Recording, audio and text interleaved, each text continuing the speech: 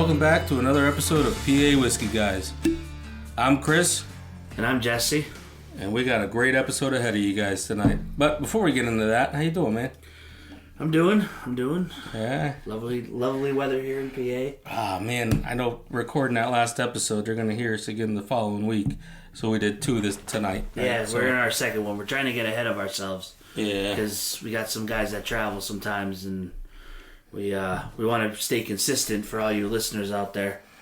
Yep. So it was snowing earlier today. It's finally stopped. It hasn't gotten any warmer. I think it's supposed to get down to 12 tonight. But Great. Can't wait. That's enough about the weather. So we have, on this episode, is going to be what we're going to consider budget bourbons. Budget for us, I mean, that could be anything for anybody, but I think we're going to try and stick around the sub $30 to sub $30 limit there. There's a lot out there. We're only going to cover a few of them tonight. And you can get a lot of good ones at that price point. Yeah, you could. This is a topic that's often covered, in YouTube videos and podcasts, and you name it. It's out there. It's a tough topic. It's a tough topic. There's a lot of really, really, under 30 whiskeys, bourbons, and ryes that are out there. We haven't tried close to any of them. We got a handful of them today or whatever, but there's some that are, potentially really bottom shelf, but. We have a few ryes. We do have a few bourbons, and we have bottle and bonds. Yeah. So, I think we see a lot of bottle and bonds fall into this category. I don't know why. I think because of maybe the age. They're set at 4 years. Mm-hmm. Yeah. You're not paying for an 8 or 7. Yeah, you're not paying for the whole bourbon process. Like, you get a 10, 12-year age bourbon, you're paying for that barrel because it's sitting forever, and it's going to be priced higher because it's. The company's got to, they make a whiskey, they distill it, and then they got to sit on it for 10 years is a problem, Not a problem, but they're not making any money for 10 years, so. Yeah, exactly. Well, so this first one we're going to get into is probably one of my favorite out there, just in general. I like it as to sip on, or my favorite is in old fashions. It's definitely the go-to budget bourbon, best bang for your buck price. Yes. On the market probably. Yeah. Everybody if you ever seen any kind of review, every single person would probably say the same thing. Yeah, it's surprising, and it's the only screw-off cap in our lineup. Yeah. Yeah, it is. And it's going to come in at $19.99. Again, we're here in Pennsylvania. And that is the Evan Williams Bottle and Bond. It's going to be 100 proof. So it's your going rate for your bottle and bonds.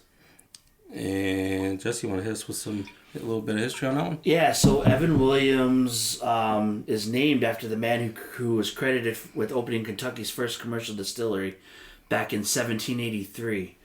1783, they also have, Evan Williams also makes a 1783.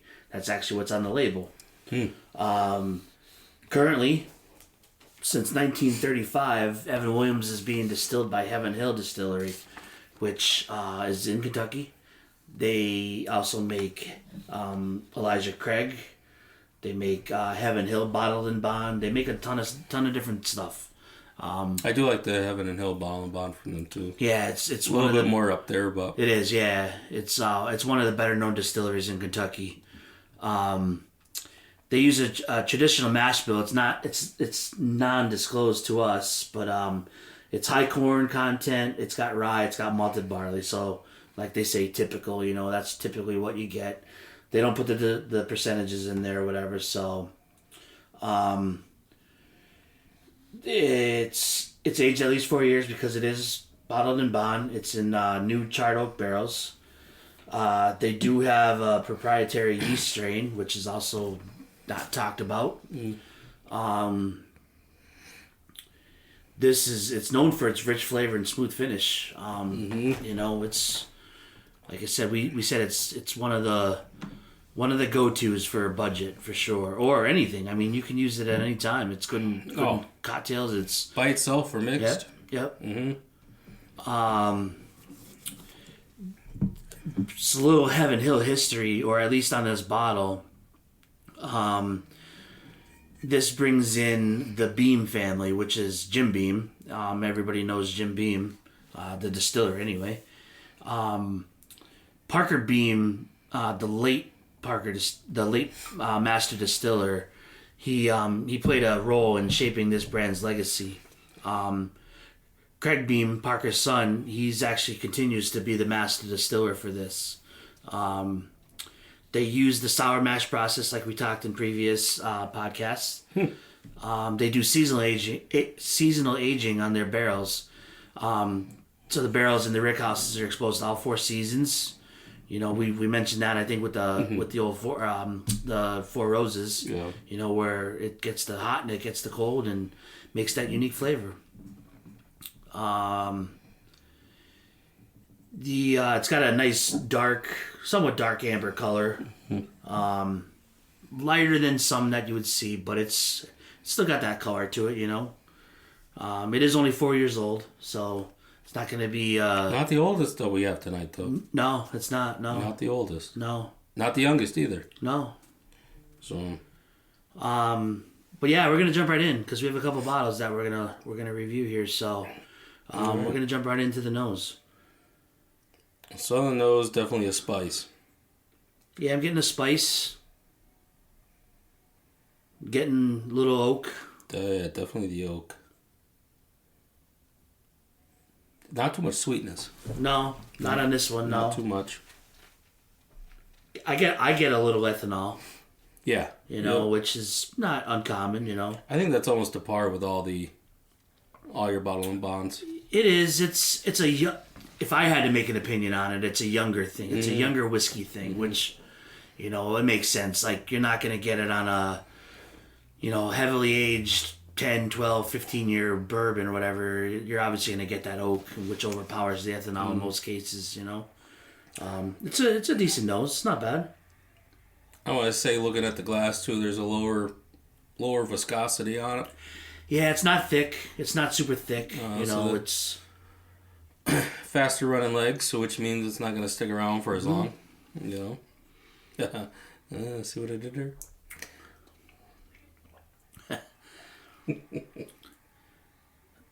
On the palate, I'm getting a little honey. Definitely oak. I get the spice. The spice is there a little bit. Oak, honey, spice. Again, not a lot of sweetness on this one. No real sweetness for me. A little peppery. Probably part of the spice, with the baking spice. Or more of it, not even a baking spice, more of your cooking spice, as in your peppers. Yeah, white pepper, black pepper. Yeah. Man. I'm going back to the nose. I still have a little bit in my glass. And I'm getting more of the spice now. Like, honestly, I like black pepper or white pepper, you know, along those lines. I get a hint of sweetness, again, you know, still nosing it and tasting it. I get a little bit of sweetness coming through, but that could probably be the oak. Yeah, I don't... You know, the sweetness of the wood. I wish we had a video of me nosing this. Mouth wide open trying to smell through the glass. I don't get any sweetness out of this nose or palate. I mean, finish, nothing. Finish even. I mean, it's there. The flavors aren't there, but it lasts. Yeah. If that makes sense. The spice is there longer than... Yeah. Than some I would agree with that for sure. The spice is definitely still there. I tell you, this is another great one in old fashions. Yeah. That's where I drink. I mostly drink it in, but I'll also just pour a small glass of it. I don't have a bottle of this actually on the shelf. And have it on the rocks. I like it on the rocks. It kind of mellows it out a little bit. It's been about 2 years since I think I had this, honestly. And I don't remember the flavors in this. I remember it being different, but again, it could have been. We used it kind of as a mixer back then, and it could have been what we mixed it with. It was just throwing it off a little bit for me. It's good though. It's decent. I mean, everybody says it's like we said in the beginning. It's best bang for the buck. Oh man, $20. Yeah, it used to it used to be cheaper. We were both saying the same thing at the same time. There, it used to be cheaper. It was like $16.99, $17. I did see it when I was in North Carolina recently, and they still had the smaller bottle. Now this is the 750 milliliter bottle. They still had that one for $17, so it was cheaper down there. But then they had the larger one. The handle 1.75. Yep, the handle. They had that one. I forget the price on that, but they still had the 17. I mean, geez, you can't go wrong with this one. The good thing about this one, you're gonna find this in every liquor store, probably across the country. Yeah, you're not gonna, especially here. Again, we're in Pennsylvania, so it's in every store we've had. I think they have both. They have the smaller bottles and the bigger bottles. Yeah, they did. Yeah, I was in the liquor store recently. I saw both of them. Mm-hmm. But yeah, it's a good one. It's a thumbs up for me. I wouldn't give it a 2 thumbs up because it lacks the flavor of your better bourbons and the complexity. Yeah, it does. It's 100 proof, but it's definitely a quality mixer. It's if you're a neat drinker, it's there. It gives you what you want for that day. Again, we've talked about it before with the proof. The higher proof is more sought after when you're mixing things. As far as I know, we like the higher proofs in the old fashions. Yeah, I mean, I'm good with 100. Yeah, there's an Old Forester 100 proof that I like. It's about the adding, the sweetness into it, the sweeter bourbons, where you're still getting that flavor. As long as it has flavor, in a mixer, it's good for me anyway. Mm-hmm. I'm with you, but you could definitely tell if you're sub 100, if you're under 100. You could, yeah. In most cases, you could. You're right. But all right, let's see. Ready for number 2? Yeah, we're gonna move one along. So number 1 was the Evan Williams Bottle and Bond, and number 2 is going to be. Number 2 is going to be Old Granddad. Bonded, another bottled and bond. Old Granddad. We've said it in the past with Four Roses. We said it with Wild Turkey. This is one of those whiskeys, bourbons. This is definitely your grandfather's bourbon way back in the day. Don't sleep on it though. No, don't sleep on it. This is, like I said, this is the bonded one, and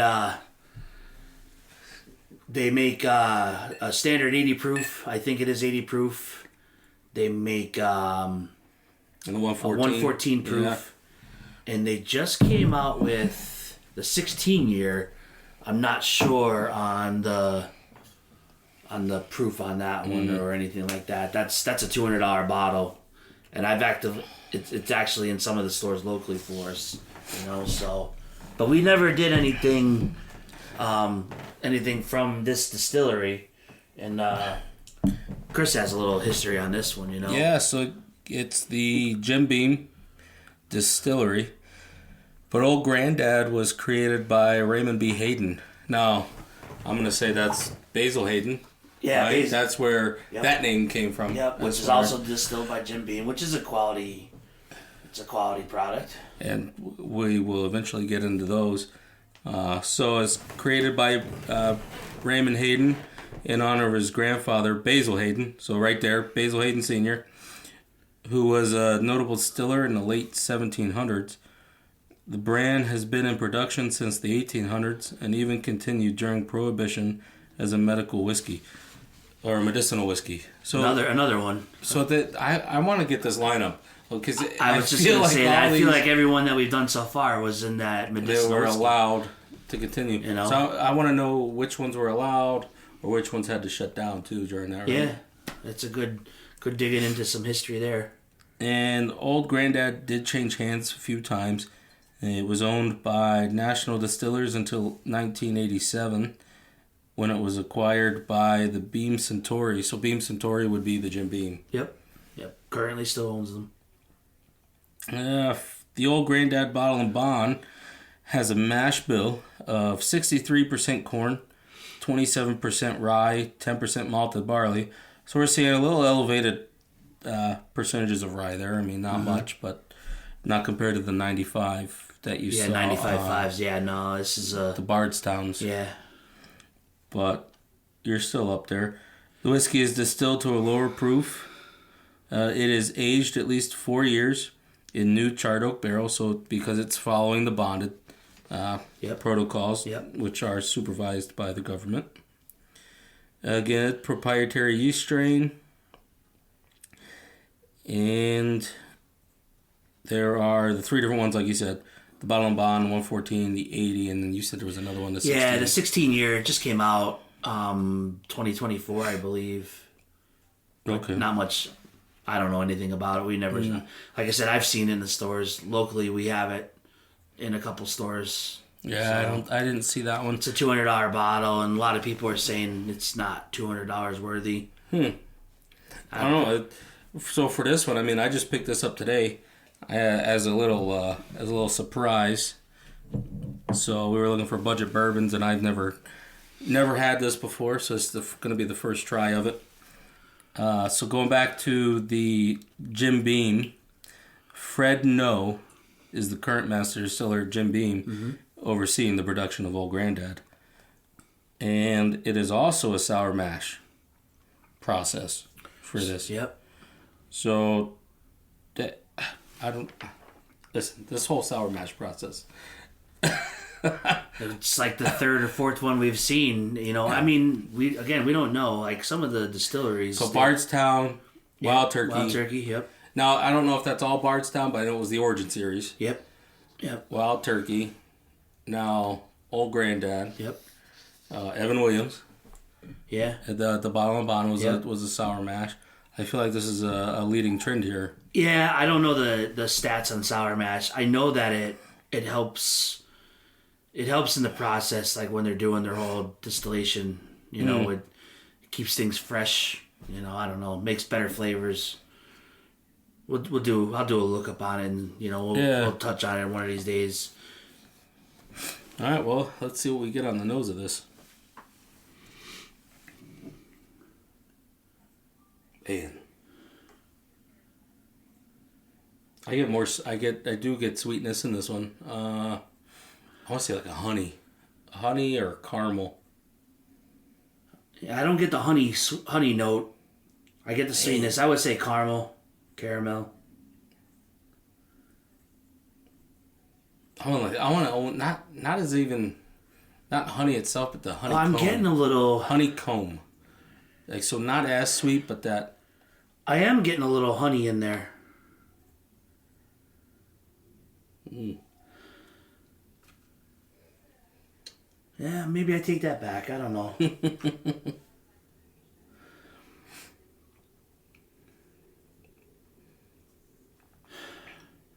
Our notes... I'm going to get oak in it. Cinnamon, sweet caramel, vanilla, and a hint of burnt oak. I don't get the burnt part. No. I don't get the cinnamon really either. Man. So on the palate, I'm not going to say the buttery, it's not straight buttery like the other ones have been. Not like that Wild Turkey that I mentioned before, but it's like semi-butter kind of flavor to it. I'm getting a rye spice. I mean, to me, it's definitely spicier, spicier than the other Williams. Yeah. I get a little hint of fruitiness there, but it's like our typical dark fruit. I couldn't tell you which one it was.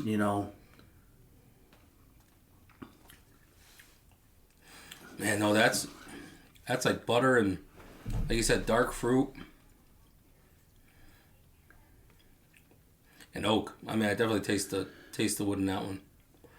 But the finish is quick, though. To me, it's not, that doesn't stick around too long. It's got a sweet aftertaste. The only thing that's sticking around for me is the spice. That's the only thing that's kind of lingering for me or whatever. I'm still sipping on it and kind of nosing it as we're talking here. But I get that artificial sweetness in the end. Yeah. Like I don't know, what's that? Was it stevia? Is that the right name? Splenda, stevia, Splenda, fake sugar. Yeah, the fake sweetness though. I'm getting more of the baking, the baking spices. Because overall, there's not a lot going on with this one. It's not very complex. No, it's not. It's not. But I'm not hating on it though. I'm not. No, I'm glad I picked this one up. No, it's budget for a reason. I mean, some people might think of this as top shelf. I mean, your palate, the way you drink it, the way you like it, or what you like, I should say, and the way you like it. 100 proof, man. 100 proof. Now this one was, I don't think I said the price. Oh boy, what was it? $21.99. Yeah, I was just say like $20 bucks, $21.99. Yeah. Again, that's here in PA. So that's a really, I can't say I've seen the bonded too many places, for an availability. Although, I'll be honest, I don't really look for it. We're in Northeast PA, so we have a couple stores around us, and I know for sure it's at one of them. But I typically don't look for old granddad, Like we said, it's like it's your grandfather's bourbon. It's something you overlook, but we're doing budgets, like we said, and it's like the wild turkeys. You sleep on them all the time because you consider them your grandfather's bourbon, just like this. It's called old granddad. You brought that up, wild turkey, because although I don't know the price, and I think it's technically over 30. No, actually, it might be under.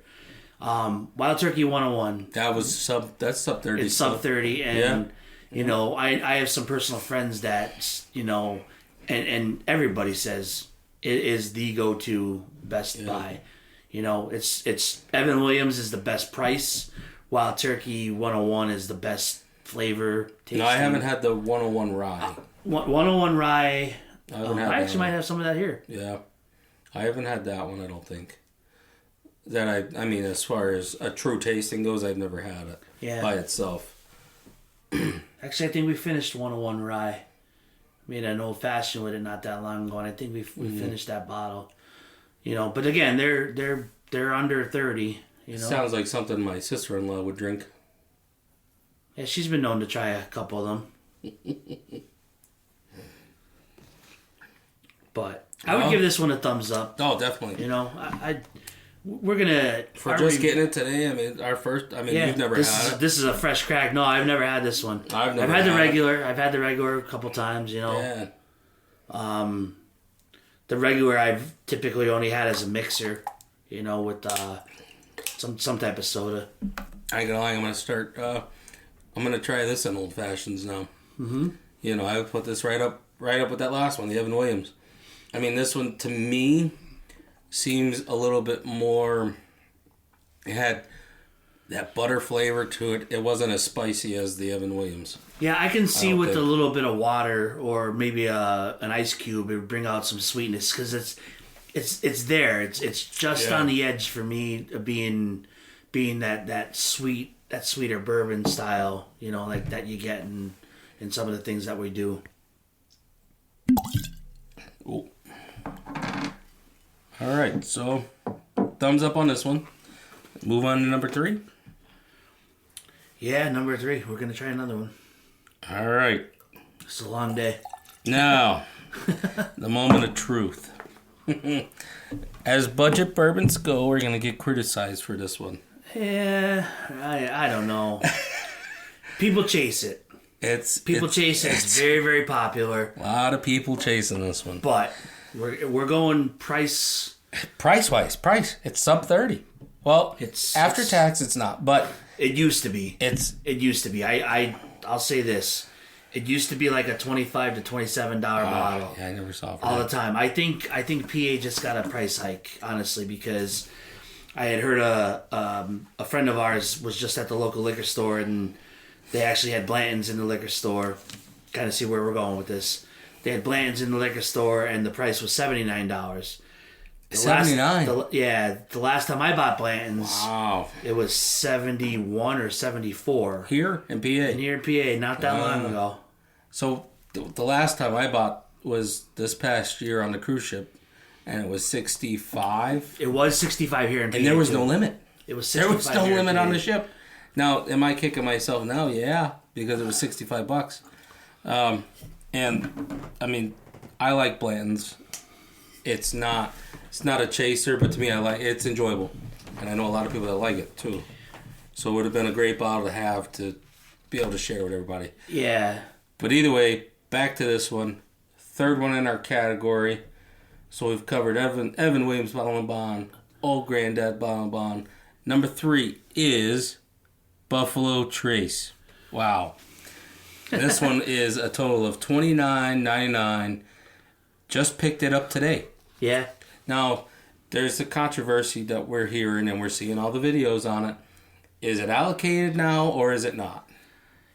Here in PA, So- because again, you just grabbed it today and you saw the sign. Yep. It is a limit 2 per person, so I would have to say it's still allocated. However, my opinion on that's a PA thing. Yes. They're just not it's letting gotta be. loose yet. They just need to let it go because, I mean, they're gonna sell the crap out of this stuff when it hits the stores. If they would just allow this to come out and let it readily available to everybody, it would always be on the shelf. People would quit the craze over this because it is, with Buffalo Trace, is your entry bourbon. Yep. It's your entry level bourbon that comes from Buffalo Trace. Yeah. And it's not. I really enjoy this in old fashions. I do too. I don't mind it. So Chris mentioned the cruise. You know, we went on the cruise and Yeah. we were drinking it. You know, on the cruise, so we had a couple of neat pours of it or whatever. But typically on ice is the way we were drinking it. You know, it's just easy to order. You know, I pretty much only had an old fashions. And we had it in old fashions. We They drink. called them Buffalo Trace old fashions. Yeah, we drank quite a bit of it. It's good. It's got, without getting into the notes or whatever, to us, it's got that sweetness to it. It's you know, it's got a little dry finish to me, but it's And it's an exciting one. It excites my palate. It does, yeah. It really It's well rounded. It's got some taste to it, you know. Sorry, excuse me there. But they don't disclose their mash bill. Buffalo Trace products do not disclose their mash bill. None of them do? No, not that I know of. Unless there's no. As far as I know, most of them mash bill 1 and 2. They have 2 mash bills. Oh, that's it.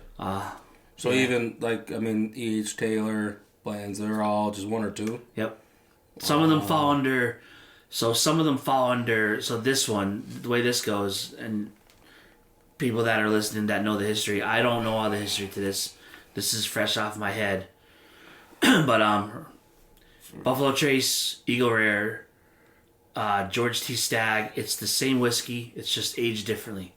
This is believed to be 4 to 6 years or 5 to 6 years old. Eagle Rare is 10 years old. George T. Stagg is 15 years old, and then you get into the, you know, to the other stuff or whatever. And then same goes for the, you know, the other brands that I do. Like on the weeded side, they have, you know, William LaRue Weller, which is the top That's tier. weeded? That's I a didn't know weeded. it was weeded. Yeah, W.L. Weller is weeded. You know, What they don't? Do they do any bottle and bonds? not that I know of. No, right? I don't think didn't so. think they did. No, they never heard of have a couple other things that, like, everybody knows the popular stuff, but they have I don't know anything about them, but they have a bourbon ancient age, and then they make an ancient age, which is, I think, a aged version of the ancient one. I mean, that's a lot of ancients in there or whatever. It seems like it's very old, but I don't think it is. I do know someone that has it, so we're gonna have to do a taste of that. What, the ancient age? Yeah. Really? Yeah. Jeff, if he can ever get over here to record with us, God, take our Jeff. buddy Jeff, you know, he's got a bottle of it. That's a budget. That's only like, geez, I want to say it's like, it might be under $20, or it's Really? just around $20, $21. Well, we never see it. Yeah, no, It's crazy. no, you don't see here in PA. Well, and everybody always, I feel as if all the allocated stuff, the perception of them are they're very expensive. Well, they're really not. You just can't get the availability is not there. They do a fantastic job of marketing their product. Fantastic. Absolutely. They are by far the best. Listen, they make quality stuff. I don't want to say anything about it. We we said with our Blanton's episode that we did, and we're not hating on it, but we just don't want to stand in line because I feel there is better things than Blanton's.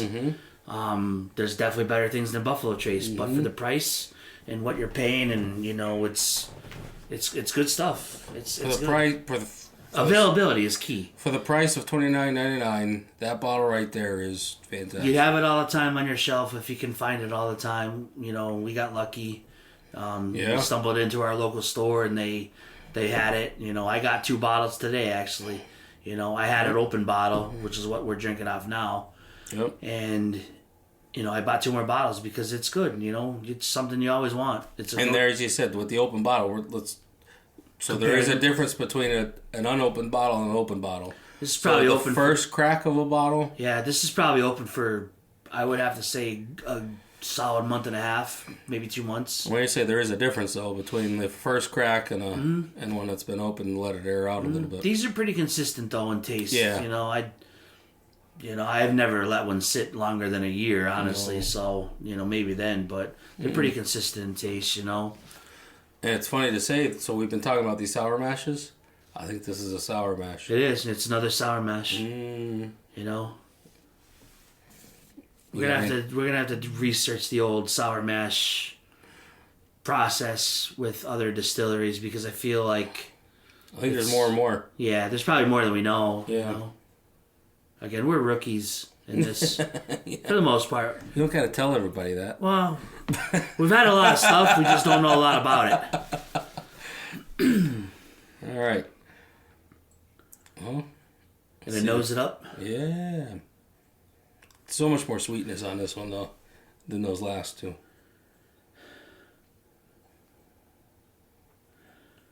Now, from what you don't see us doing is we're trying left nostril, right nostril, left nostril, right nostril. So just put it out there to a little silence.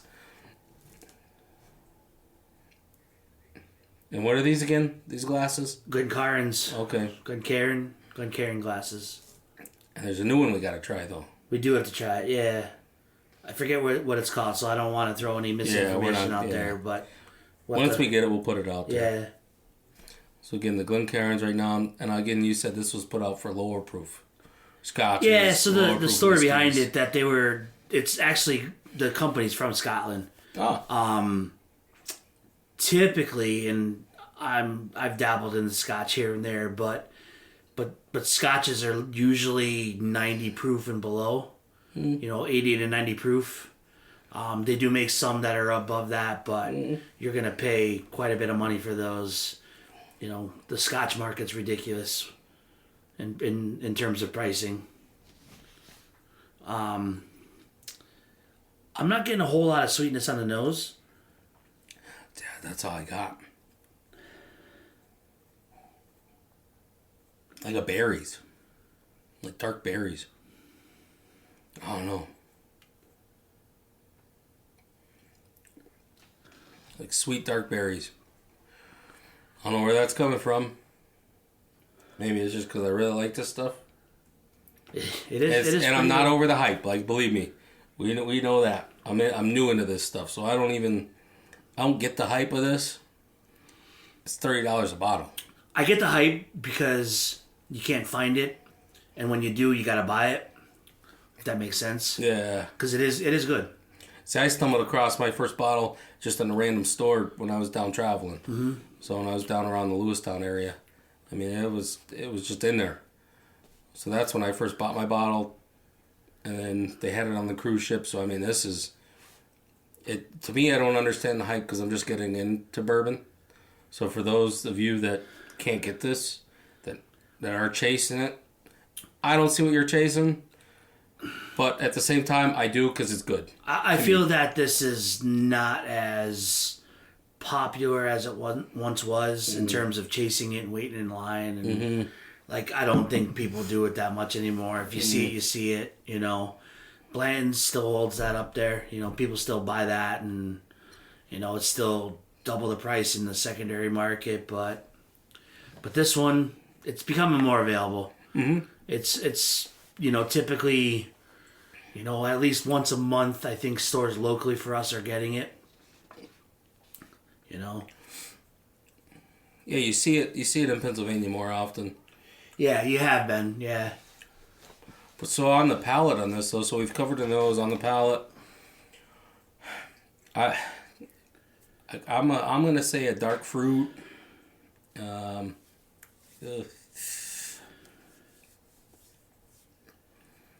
It's definitely like I get the dark fruit. Butter, man. You mentioned cherry in the nose. I didn't get the cherry in the nose, but I get it in the taste, which makes sense because the older version of this, so they say, is Eagle Rare, and Eagle Rare is like cherries. You get dark cherries in it and stuff like that. Which I have gotten.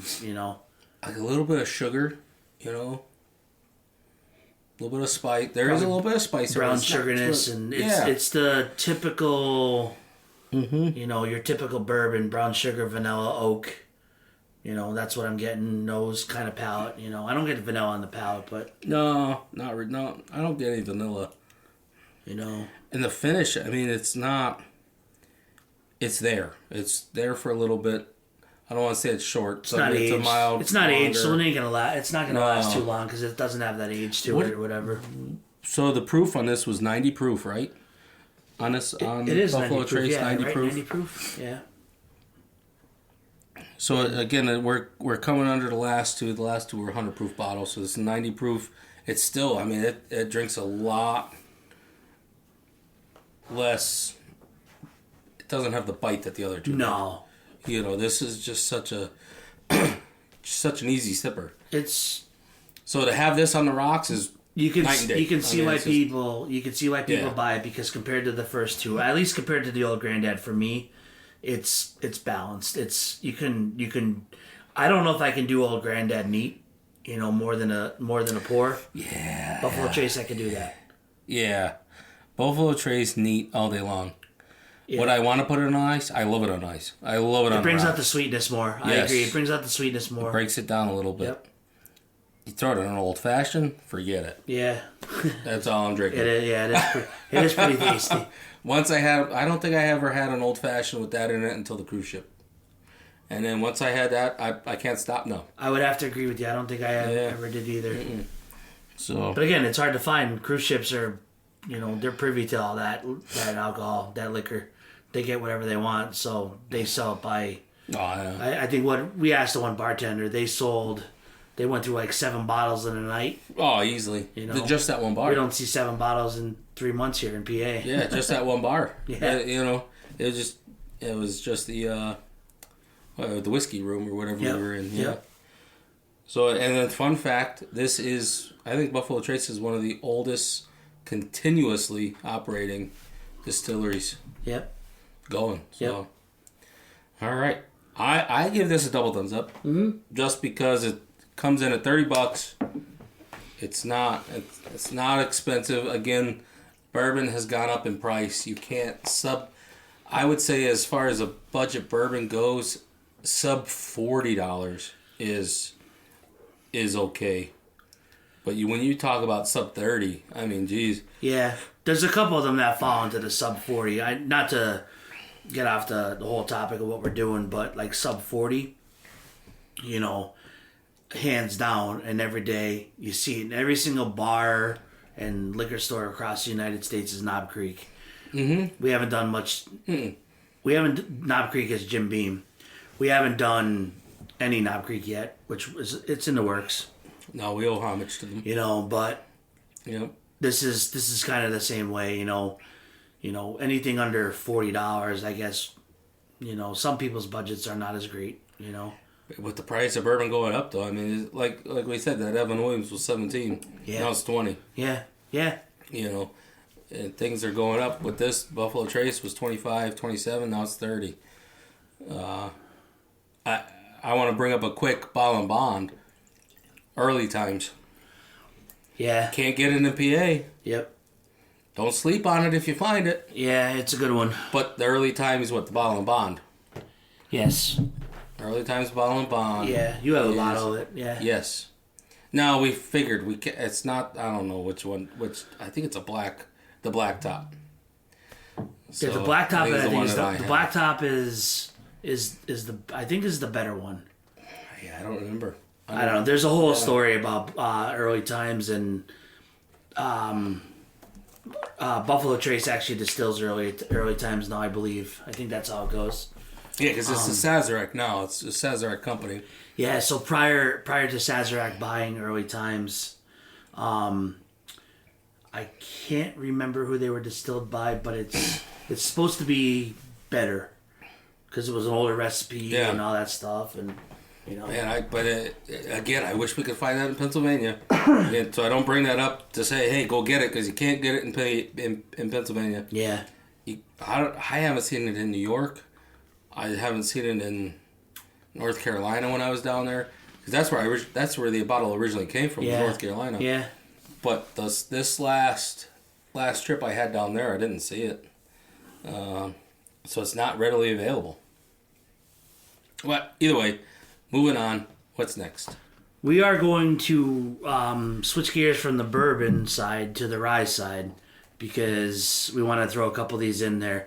And I'll say before we go, I know it's over $30, but Knob Creek Rye is a fantastic rye to have. I don't think I've had that one. Something on the shelf. I have a fresh bottle of it we can try off air if we want to. Doesn't fall into our category of 30 and under, but yeah, Knob Creek is a pretty decent rye. What's the rye? They have a rye bourbon. What's the one they have mixed? Bourbon rye, Boo Rye. I think that's how you can. That's Knob Creek. Okay. Yeah. I wonder how. That's. I think there's a couple other companies that make those too, or other distilleries that make a Boo Rye. I am a Knob Creek fan. We just had the 18 out at dinner. We did. Yeah, that was pretty tasty actually. Yeah. Definitely oaky. That'd be its own. I think Knob Creek is its own. I agree. Yeah. Own category, its own episode. Yep. But we'll do that. It's on the works. It's in it's on the list of things to do. So if anybody's had Knob Creek 18, Knob Creek 12 by far was my favorite out of all of them. Knob Creek 18 is probably up there. I just tried it for the first time. Anybody ever had it? Leave your comments. Let us know what you think. Again, with these budget bourbons, let us know what you think. What's your favorite budget bourbon? Or what's your favorite sub $30, sub $40 whiskey out there? Yeah, I would say 40 is 40 and under. Yeah, I mean, there's with the price with inflation up. I mean, everything's going up. True. You know? Yeah, it's going to be hard to categorize it. You know. All right. So what do we got? Our next one, coincidentally, is another Sazerac product. Buffalo Trace. It's Sazerac Rye. It's for me. This is probably my one of my favorites in an old fashioned as a mixer. I was using. That's actually all I drank it in. The last bottle I had was all old fashions. For Sazerac, right? Yeah. I didn't really ever drink it neat. I never drank it over the rocks. This is one of them where, for me, you know, I've been doing this for, you know, probably 5-6+ years. Sazerac Rye was very, very hard to find, kind of like Buffalo Trace. It is pretty much a regular on the shelves now here in PA. It's quality for the price, which is like what, $27, $28 maybe now. You know, it's definitely a go-to. All right, I know the Sazerac Rye has deep roots in New Orleans. Yeah, the Sazerac house, and the Sazerac is a drink. Yeah, dating back to the 1800s. So the Sazerac Coffee House was on Royal Street. Was known for serving toddies. Hot toddies. I've never had one. So I've had so when you're sick, so someone says, go have a hot toddy. Well, I don't know what that is. Is that age? I've had them. You know, going back to this, I mean, I know we're looking at this thing or whatever. Going back to this, I've had them differently. We're not going to go into that now. I think they work. Believe it or not, as crazy as it is, I think they work. Now, see, going back to where I'm from, you had a little moonshine and honey. Yeah. You know, moonshine and honey is what my mom says. When you're sick, you drink moonshine and honey. Put you to bed. Yep, you go to bed. Night, and you wake up feeling great. But, so again, that was the toddies made with rye whiskey and bitters, and that was eventually became known as the Sazerac cocktail. Never had one. Nah, me neither. Yeah, we'll have to try it. Another place I want to go to is New Orleans. They had the Sazerac Company was founded in 1800s under its own brand. The whiskey is produced at the Buffalo Trace Distillery. Yep. So it's weird how this goes. So a company owns it, but it's not the company itself. It's actually a distillery. Well, Sazerac owns Buffalo Trace. Buffalo Trace is the distillery. Sazerac is the parent company. So it's ridiculous. It's a lot. It's a lot to learn. A lot to keep track of. Sazerac rye uses a mash bill believed to be composed of approximately 51% rye, 39% corn, and 10% malted barley. Again, they're non-disclosed. So that's what they're believed to be. Right. So in order to be considered a rye, in order to be considered a bourbon, it has to be at least 51%. So you get your high rye bourbons, as they say, which is it's 51% corn, but it's also got that high rye content in there. You know, off topic of this one, but and it's aged at least 4 years. So I mean, see again, 4 years, bottle and bond. Now they say bottle and bond because it doesn't follow federal guidelines, right? Either way, when I hear 4 years, I think of bottle and bond, whether it's true or not. So this is the Sazerac rye, aged 4 years. Again, a proprietary yeast strain. And the varieties. Oh boy, here we go. So you have the Saz rye that we have here. We have, well, I would assume the baby Saz. Which is definitely referred to in the industry. A lot of people call it baby Saz because of the other ones that are available in this lineup. And then you have a Sazerac 18. Oof. So it's limited release, aged for 18 years, part of the Buffalo Trace Antique Collection. I've never heard of the 18. Yeah, it's BTAC. For those that are listening to that, might have heard of that. BTAC is Buffalo Trace Antique Collection. Wow. Yeah, I mean, I think, not to get off topic, I think in the BTAC collection, the Sazerac is the least produced bottle that they make in that whole collection. Really? In terms of how many bottles they make. Oh, wow. I think. And then they have the Thomas Handy Sazerac. So it's a barrel-proof rye whiskey, also part of that BTAC series. So, untouchable bottles for most people. Oh, why? They sell for thousands of dollars. Wow. And then Harlan Wheatley is the current master distiller at Buffalo Trace. So he would be the one overseeing the Sazerac rye. Mm-hmm. Yep. And, all right, so let's jump into a little bit of nose on this. Wait a minute. Hold on. Did you know? Fun fact. Sour mash. I don't know if you knew this or not. Sazerac rye is a sour mash recipe. I did not know that. Honestly, I didn't know that. It's we're following a trend here tonight, I think, on all these.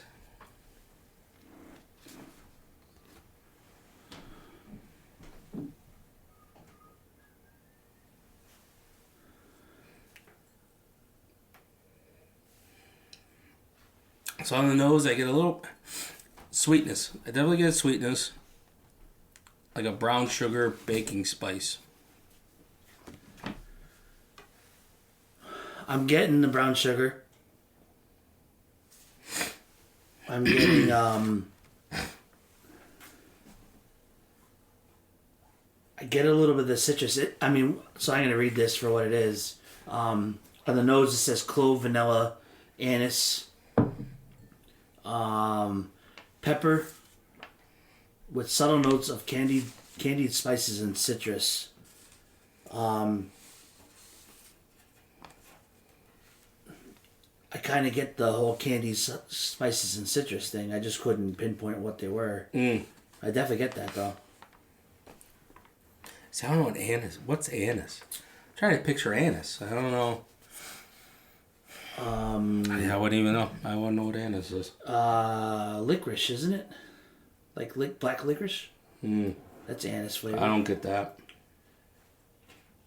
Definitely get pepper though too. Definitely a sweetness. I'm definitely getting a sweetness. It really stands out in this one. Yeah. Sazerac, another one. It was another go-to for drinks. I don't drink it on the rocks, but that was another go-to for the old fashions. We always say, well, every time we do one of these tastings, it's going to be neat for us, unless we're doing something specific. I have had this on the rocks and neat. Yeah. What do you prefer? On the rocks typically in a cocktail. Typically, it is. That'd probably be pretty good on the rocks, though. It probably brought out some sweetness, huh? It did, yeah. It's 90 proof, right? I think it's 90 proof. Yeah, 90 proof. Mm-hmm. So it's good. It's in a cocktail, like we were saying before, in an old fashioned or whatever. 100 proof for me and above if it's bourbon. But the rye gives you that taste. It gives you that spice that you need in there, and it covers up the sweetness of when you're making an old fashioned of the bitters and the simple syrup and all that. Yeah, it does stand out. I want to say again though, like these four so far that we've covered are great entry level bourbons. They're great. They're good for all. I mean, the Sazerac rye isn't intimidating because it's not too spicy. It comes onto the palate very well balanced. The Buffalo Trace, you're going to own a bottle. And the other two, I mean, I think they're all entry level. I mean, everybody should try these. I have to say, I'm just tasting this neat. I know we have had several whiskeys today. Our second episode, we've had quite a few. This is damn tasty right now. Well, very, very. It's not too complex, but it's got a lot of flavor there, though. It does have a lot of flavor. It's not the most complex one we've had, but there's a lot going on that satisfy the palate. Yeah, this is pretty good right now. Mm-hmm. It's again, the last time I had this straight has probably been 6-7 months ago. It's usually in a mix. Oh, really? Yeah, it has to be. Oh, wow. I think I just finished a bottle the other... Straight, or neat, I should say. Oh, neat. Yeah, I've never... Not having it, period, but neat. It's probably been about that long. Yeah, don't sleep on this one. This is a good rye. Good rye at a freaking... What do we say? A budget bourbon. Or a budget rye. Again, I want to say I saw this under $30. If you're saying you saw it over $30... I can't even... We didn't buy it. We haven't bought this lately. I wanted to buy it today, but they didn't have it at the store. Not our local store. I want to say I've seen it up there under $30. Like I think it was $27, but I think the last time I bought it was $31. But again, a little price hike because could have been a sale price too. Buffalo Trace was $27, so a couple bucks here and there. Yeah, true. Hey. Yeah, it's pretty tasty. The finish, I'm still getting the finish. I'm done. The glass that I have, I'm done with it, and it's pretty good. I give that one a thumbs up as far as the ryes go. So the other episode we did the Bardstown rye. Mm-hmm. This isn't going to have the complexity that one does, but it's still up there as a contender. I don't think it has the sweetness as even the first Bardstown that we had. The wheated. No, the rye. Oh. The non single barrel. Oh yeah. It doesn't have the sweetness. This has a little bit more spice, but I think this, flavor wise, it's a contender. I'd love to see it in a blind versus that one. Yeah. I think for me the spice in this is greater, which again I like that spice. Yeah. We've said old fashioned probably 10-15 times tonight. The original old fashioned was made with rye whiskey. That's what the original recipe is. It's made with rye whiskey. Not sure which one, but it was made with rye. It was designed that way because of the sugar cube. Rye was a cheaper grain to get back in the day. That's the only reason why. Rye was a very, very cheap grain compared to wheat and all the other so they used rye. All right. Well, again, I say 2 thumbs up for as far as price and quality. It's one of them and that I gauge it on how much we have left in the bottle usually around the house. If we're getting low and I see it, I buy another one because we know we're gonna drink it. It's not we don't drink daily. It's a daily drinker. It would be. It would be. But I'm thankful that it's around, in the stores. So definitely. So a double thumbs up. I think definitely double thumbs up. It does now. As far as the other ryes go, I usually get green apple when ryes. That one I didn't, but it's still very, very good. Different profile. I think it's a different distiller. Yep. Yeah. Different process. That, again, we're saying about the yeast or whatever. That's in our notes. We were talking about 95 ryes. Totally different compared to this. Totally different stuff. Yeah. You're talking about this is just qualifies as a rye. Yep. Compared to the other ones, were definite ryes. Yes. So, all right. Well, we got number 5. Could be the death of us. Long day. All right.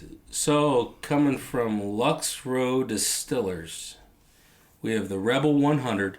It's a straight rye whiskey, 50% alcohol, 100 proof.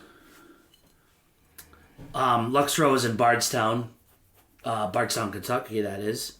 I've only ever had. I have a Rebel, a Rebel cask strength bourbon, which I loved.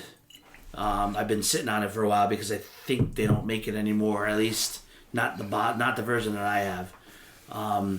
I've never had the rye. Never had this one as a budget.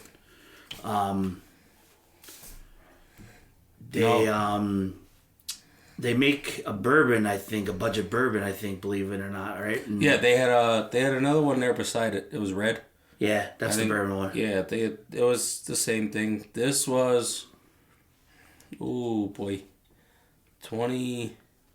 No, actually, I think I screwed up when I said Old Granddad. I think Old Granddad was 27. This one was 21. Okay. I think I screwed up when I said the pricing. But, hold on, I got the receipt here. Hold on, digging in his pocket, dropping his phone. Yep, let's see. Oh, no, that's the wrong one. As he's looking for his receipt. No, I don't have the receipt. Lux Row Distillers is owned by Lux Row Company. Lux Co.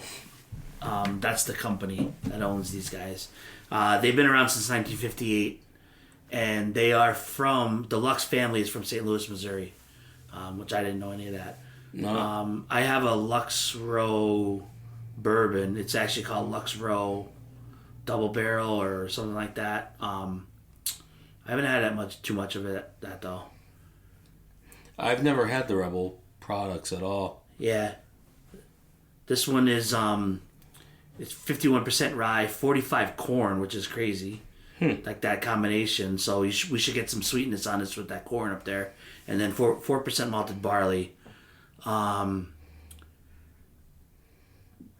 This might be a source whiskey. We're reading this straight from, just so you guys know, we're reading this, straight from our notes because we don't know a whole much about this one. Okay, this one was $21.99. Okay. And then the Granddad was $27.99. Okay. I believe it was on sale, so I think originally it was like $29.99. Oh, okay. So it's still, they're both sub 30. Yep. So this was the cheapest one. Nope. Second cheapest one. Yep. From the Evan Williams. Yep. This whiskey was distilled using traditional methods at MGP, MGP is a major player in the game. So this is sourced. It's a source whiskey. Okay. Yeah. I don't hate on source ones. No. Because I like the Penelopes. Nope. Yep. Also MGP. Yeah, they're also sourced. MGP. Yep. And they do a great job. This is aged for at least 2 years in charred American oak or American white oak barrels. Yeah, it did say that on the bottle. 24 months.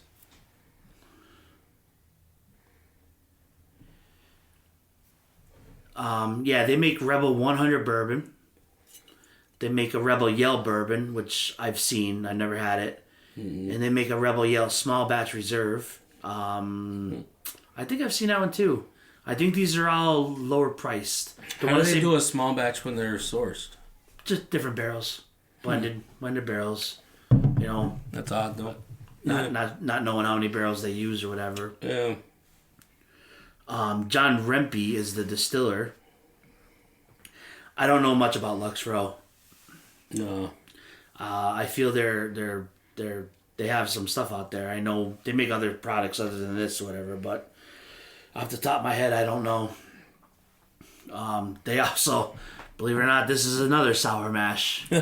Hey. You know, so I think everything we've had so far on this, besides maybe even the Sazerac. Yeah. Sazerac's a sour. They also do Buffalo Trace is a sour. Yep. Granddad and Evan Williams are sours. These guys also do the Rickhouse exposed all 4 seasons. Yeah. You know, so that might be a thing too. You know, I mean, well, I don't know how you would not expose it unless it's temperature controlled. Yeah. Which is, I don't think we see too many of those, right? We did do one that was. Who was it? There was one. There's somebody who was temperature controlled. If I had to guess, probably every distillery has their own one. You know, they're temperature controlled. You know, it's an experiment for them. You know. Mm-hmm. So. So we'll go into nose of this one. Yeah,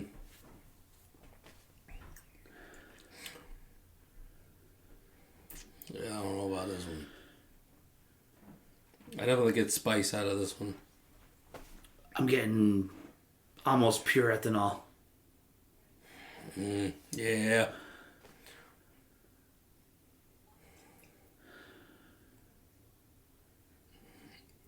There's no sweetness. It's all spice. Yeah, me too. It's got that. So the notes for this one, it's aromas of lemon citrus, honey, green peppercorn, and raw pear. Raw pear. I get a little bit of sweetness in there. Like, again, this is another fresh bottle today, so I feel like this one needs to sit and it'd probably get a little bit better.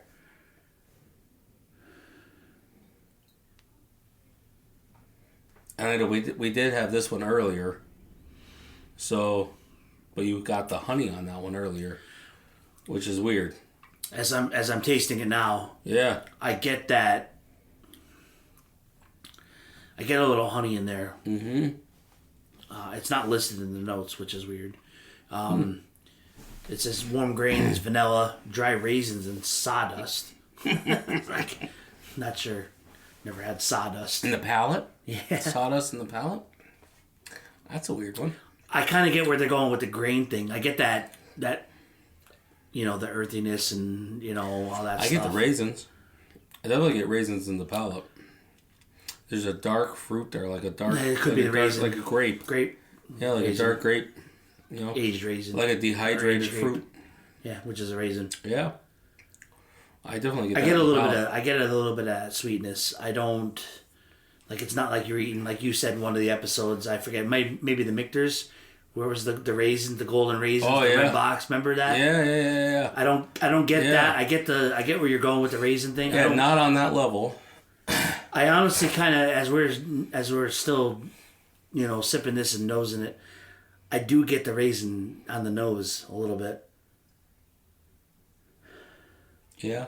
Yeah, that dried grape. Like a dried...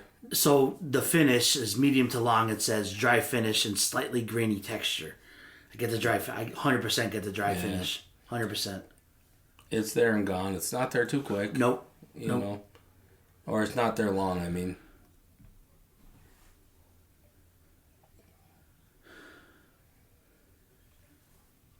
I'd like to revisit this in another month. Mm-hmm. Like, again, for a budget, you know. I don't know if you want to consider every budget a mixer. I don't want to say that because people like what they like. You know, and it's for me in my mind, budget means mixer, and there's no disrespect on any of that. That's what it means to me. No, see, I would drink a lot of these by itself. Yeah, I mean, every one of them we've done tonight. I mean, again, it's gonna go back to the palates because I'm not gonna drink. Buffalo Trace, it could be on the rocks. It could be straight. Mm-hmm. Evan Williams. I drink it in old fashions, but I would drink it. I would drink that one straight too, or on the rocks. Sazerac, I've only ever had in old fashions. Granddad, I would like to try on the rocks. Typically for me, the Saz in old fashions as well. But tonight, we tasted a bunch of different things today, and that to me was rather tasty today. Yeah. So again, like for these, I mean, we know what we've done with these, but now, having had them, I have a different outlook on them. Yeah. Buffalo Trace, before that cruise, I don't think I ever had it before. I think the cruise ship was the first time I ever had it. Oh, was it really? Trace. I didn't know that, yeah. I want to say... I've had it multiple times before that. See, I don't think I did. So when I saw it on the cruise ship, I want to say Buffalo Trace was the first time. Yeah. So drinking it old fashioned. Now, of course, I did have it neat. Yep. And then I had it on the rocks, and then I just stuck with it in the old fashions. But then that's when they had the H. Taylor there, and I was drinking just that neat. But you put all of these, all of them, our competitors just drink neat or on the rocks. I wouldn't single any one of them out saying mixers only. I don't want to rank them. I do think Buffalo Trace. Oh, I'll rank them. Bourbon aside, bourbon versus rye, I think Buffalo Trace stands out as the top. Oh, 100%. By far. And, of course, they know what they're doing. 100%. But, the ryes, I would take Saz over the Rebel. Oh, yeah. But the other two, Evan Williams versus Granddad, it's a toss-up for me. It's what you're looking for. It is. It is what you're looking for. I think Evan Williams was, getting a little spicier. Mm-hmm. I think than the old Granddad. Mm-hmm. But the old Granddad, man, you can't sleep on that one. No. You cannot sleep on that one. That was a good one. And this Rebel one, again, it's not bad. I would choose the Sazerac Rye over that. But the Rebel, you're getting 100 proof. I have a little bit, for those that can't see, I have a little bit left in my glass, and it's getting better and better as I'm tasting it. Which means it probably needs to open up a little bit. Yeah. I think which is typical. It's typical of anything that you're going to try. Yeah, I'm definitely want to revisit this one in a while, about a month or so. Let it sit and see what happens with it, because it's pretty good. Yeah. So anyway, we're at an hour and 7 minutes with this one. What? Yeah, it's a long episode. I hope that everybody can stay tuned in for this one. I get it. We're just rambling. Stay tuned for the end. Yeah, they say. We definitely appreciate all that you guys are doing and helping us, build our audience and following us and sharing on social media. So, we're only 9 episodes in right now, and we're going to continue this because it's fun for us to do this. We're getting together and hanging out and all that stuff. So, just keep tuning in with us. Yeah, again, we're on all social media platforms. So we're on Facebook, Instagram, TikTok. You can listen to us on TikTok. We're gonna get there. We have followers. We haven't posted anything. We gotta go live. We're gonna do some lives. Like this one would have been a good live one. We should go live. We should have been live on this one. We got like 500 and some followers on TikTok, and we haven't posted a thing yet. The platform was going away when we started it. So we'll get there. We have some plans. And again, then you could towards that Facebook, Instagram, TikTok, and then you can listen on Apple Music, Amazon Music, Spotify, and YouTube. Yep. So follow us. It's on a couple other little ones too, but the major players, it's on. So definitely like and subscribe and comment, share. And I'm Chris. And I'm Jesse.